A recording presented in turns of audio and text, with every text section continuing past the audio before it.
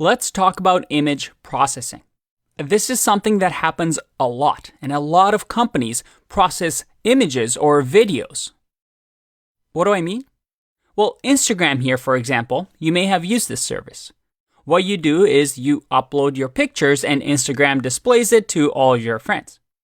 But if I click on one of these pictures here, this image isn't actually the image that I uploaded to Instagram. Because the image that I uploaded to Instagram was very large. It was probably around 5 megabytes. What Instagram does is it processes this image. Maybe it adds some cool filters for me to make it look nice, but it also crops this image and makes it small. So it's only a couple of hundred of kilobytes. Now, why would they do this? They do this because A, they make pictures look nicer, but also to save themselves a bit of money.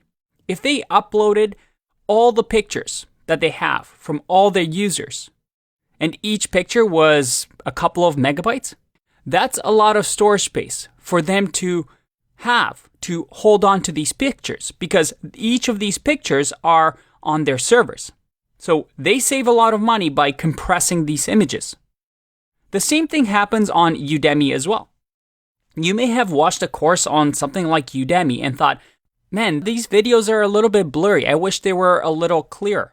Well, Udemy does the same thing. They host all of these videos. And if they hosted the original version of the videos, such as the ones that I record, in the full format, well, that's going to cost them a lot of money. So they're able to save money by compressing these videos so that they're smaller versions, but also help out other students that maybe might watch these videos, then don't have a good internet connection to watch them in HD.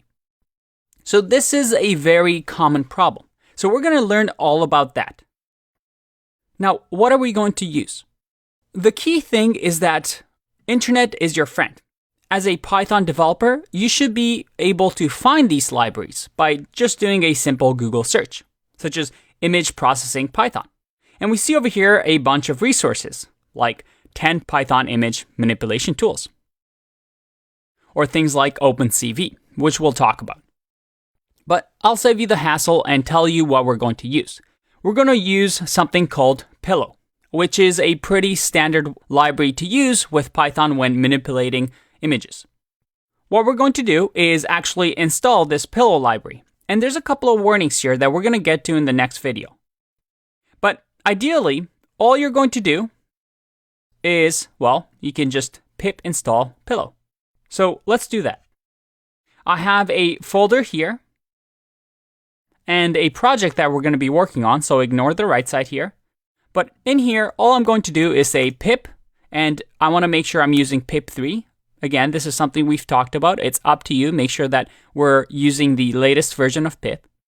And then say install Pillow. And in my case, it's already installed. For you, it may take a little bit longer to install this package. Now, in the next video, I'm going to talk a little bit about this warning, which actually leads us to a key developer fundamental. So I'll see you in that one.